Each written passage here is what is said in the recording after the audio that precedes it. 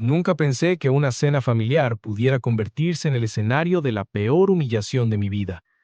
Crecí en una casa donde las expectativas eran una especie de religión no escrita.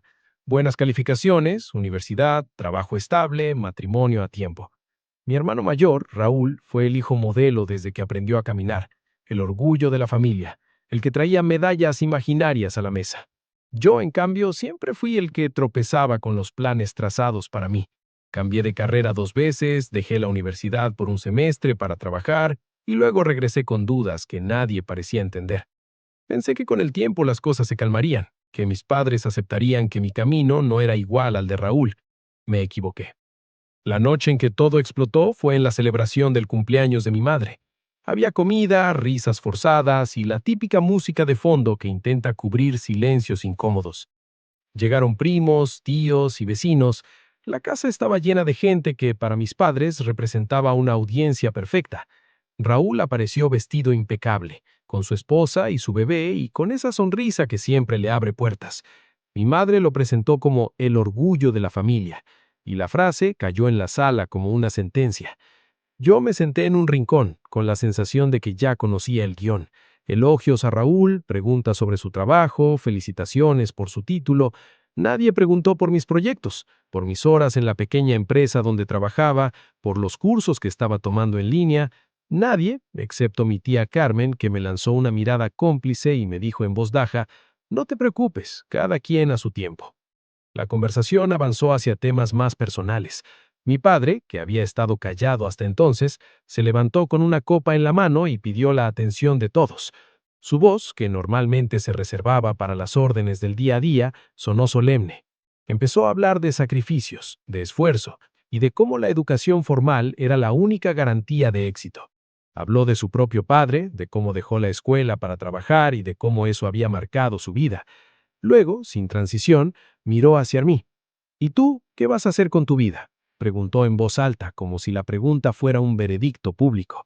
Sentí que el aire se volvía más denso. Las miradas se clavaron en mí como alfileres. Intenté responder con calma, explicar que estaba trabajando, que estaba estudiando en línea, que tenía planes. Mi voz sonó pequeña. Mi padre no me dejó terminar. Con una mezcla de decepción y rabia contenida, empezó a enumerar mis errores, las materias reprobadas, los semestres perdidos, las veces que había cambiado de carrera. Cada frase era una cuchillada que se clavaba en mi pecho. Lo peor no fue lo que dijo, sino el tono. No había preocupación, solo reproche y vergüenza. Mi madre asintió, como si cada palabra fuera una confirmación de algo que ambos habían decidido desde hacía tiempo. La sala, que minutos antes estaba llena de risas, se convirtió en un tribunal improvisado. Mi hermano, que hasta ese momento había permanecido en silencio, intervino con una sonrisa que no alcanzó sus ojos. «Es que a veces hay que poner prioridades», dijo, y empezó a relatar su propio camino. La universidad, las noches de estudio, las prácticas, el título. Sus palabras eran un contraste cruel con mi realidad. No lo resentí en ese momento, lo resentí después, cuando comprendí que su intervención no buscaba consolarme, sino subrayar mi fracaso. Los comentarios de los demás se volvieron más directos. «Deberías esforzarte más. No puedes vivir de sueños. Mira a tu hermano. Él sí supo qué hacer». Sentí que me convertía en un objeto de conversación, en una advertencia para los jóvenes de la familia. La humillación pública no fue solo verbal. Mi padre, en un gesto que aún me cuesta creer, me pidió que me levantara y me acercara a la mesa. Me obligó a contar frente a todos por qué no había terminado la universidad. Me pidió que explicara mis decisiones, como si mi vida fuera un expediente que debía justificar ante la comunidad. Las palabras se me enredaron, la garganta se me cerró. Intenté hablar de las dificultades económicas, de la ansiedad que me había paralizado en ciertos momentos y la presión de compararme con Raúl, pero mis explicaciones fueron recibidas con murmullos y miradas de incredulidad. «Siempre hay tiempo», dijo una tía. «Es cuestión de disciplina», añadió un primo. Nadie parecía entender que no se trataba solo de disciplina, sino de una mezcla de miedo, falta de orientación y la sensación de que cualquier paso en falso sería usado en mi contra. Cuando terminé de hablar, el silencio fue más pesado que cualquier reproche. Sentí que me habían despojado de mi dignidad en público. La gente volvió a sus conversaciones, como si nada hubiera pasado, y yo me quedé con la sensación de haber sido exhibido como un trofeo roto. Salí al patio para respirar, para intentar recomponerme. Afuera, la noche estaba fría y el aire olía a pasto recién cortado. Me apoyé en la pared y dejé que las lágrimas salieran sin pedir permiso.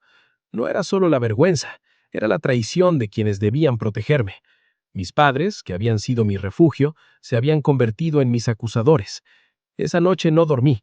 Me senté en la sala, mirando el techo, repasando cada palabra, cada gesto. Recordé momentos de mi infancia. Mi madre cosiendo hasta tarde para que tuviéramos ropa limpia. Mi padre trabajando horas extras para pagar la escuela. Entendía el origen de sus expectativas, pero eso no justificaba la forma en que me trataron. Me pregunté cuándo había dejado de ser su hijo para convertirse en su proyecto fallido. Pensé en Raúl, en su sonrisa perfecta y en cómo la familia lo había colocado en un pedestal que me dejaba sin espacio. Al día siguiente, la vida siguió su curso como si nada hubiera pasado. Mis padres actuaron con normalidad, como si la humillación pública fuera una corrección necesaria. Para ellos, mi caída era una lección que debía aprenderse en público para que fuera más efectiva. Pero para mí, fue el punto de quiebre. Empecé a ver la casa con otros ojos. Ya no era un refugio, sino una vitrina donde mis errores se exhibían. Decidí que necesitaba distancia para pensar con claridad. Pedí unos días libres en el trabajo y me fui a la casa de un amigo. No fue una huida, fue una pausa para recomponer mi identidad lejos de las voces que me definían. Durante esos días me permití sentir sin filtros. Lloré, escribí, caminé por el parque y hablé con personas que no me conocían desde niño.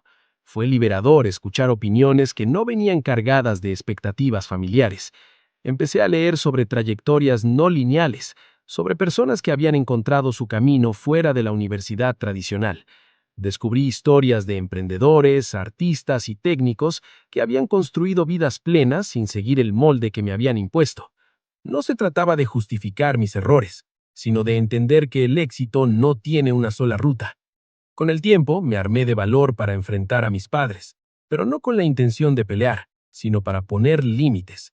Les escribí una carta larga, donde expliqué cómo me había sentido aquella noche, cómo sus palabras me habían herido y por qué necesitaba que me vieran como una persona y no como un proyecto fallido. Les hablé de mis miedos, de mis esfuerzos y de mis planes concretos, los cursos que estaba tomando, el trabajo que me gustaba y las metas a corto plazo que me había puesto. No fue una carta acusatoria, fue una petición de respeto. Les pedí que dejaran de comparar mi vida con la de Raúl y que me permitieran equivocarme sin convertir mis errores en espectáculo. La respuesta de mis padres fue un espejo de lo que siempre había sido, mezcla de orgullo herido y negación. Mi madre respondió con lágrimas y promesas de cambiar, pero sus palabras sonaban a consuelo superficial. Mi padre, en cambio, tardó más en contestar.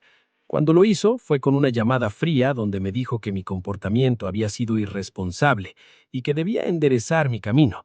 No hubo asculpa, no hubo reconocimiento del daño. Sentí que mis palabras habían caído en un muro. Fue doloroso, pero también clarificador. Entendí que no podía esperar que ellos cambiaran de la noche a la mañana. Decidí entonces construir mi propia red de apoyo. Busqué terapia para trabajar la ansiedad y la baja autoestima que me habían acompañado desde la universidad. Empecé a asistir a grupos de estudio y a conectar con personas que compartían intereses similares. En el trabajo pedí más responsabilidades y me ofrecí para proyectos que me sacaran de la zona de confort. Poco a poco empecé a ver resultados, pequeñas victorias que no necesitaban la aprobación de mi familia para existir. Aprendí a celebrar mis logros en privado y con amigos que realmente me apoyaban. Con el tiempo, la relación con mis padres cambió, pero no de la manera que yo había imaginado. No hubo una reconciliación dramática ni grandes gestos de arrepentimiento. Lo que ocurrió fue más sutil. Mis padres empezaron a verme con menos urgencia, como si mi persistencia y mis pequeños avances les hubieran demostrado que no iba a desaparecer. Mi madre, que antes hablaba por mí, empezó a preguntarme sobre mis proyectos con curiosidad genuina. Mi padre siguió siendo rígido, pero sus reproches se volvieron menos públicos. Aprendió a contener su juicio en reuniones familiares. No fue perfecto, pero fue suficiente para que yo pudiera volver a casa sin sentir que me exponían. La experiencia me dejó cicatrices, pero también lecciones. Aprendí que la humillación pública puede venir de quienes más te aman, y que el amor no siempre se expresa de manera sana. Aprendí a poner límites, a exigir respeto y a no permitir que mi identidad fuera definida por comparaciones. Y también aprendí que el éxito no es una sola cosa. Puede ser terminar una carrera, pero también puede ser construir una vida con sentido, aunque sea por caminos menos convencionales. Hoy, años después, mi vida no es la que mis padres imaginaron, ni la de mi hermano. Tengo un trabajo que me permite crecer, sigo estudiando a mi ritmo y he encontrado formas de aportar que me llenan. Raúl y yo tenemos una relación cordial. A veces hablamos de nuestras diferencias y aunque no siempre coincidimos, hay respeto. Mis padres han aprendido a callar en público cuando se trata de mis decisiones y eso ha sido un alivio enorme. No fue fácil llegar hasta aquí y la herida de aquella noche sigue presente, pero ya no me define. Si hay algo que quisiera decirle a quien esté leyendo esto y se identifique con mi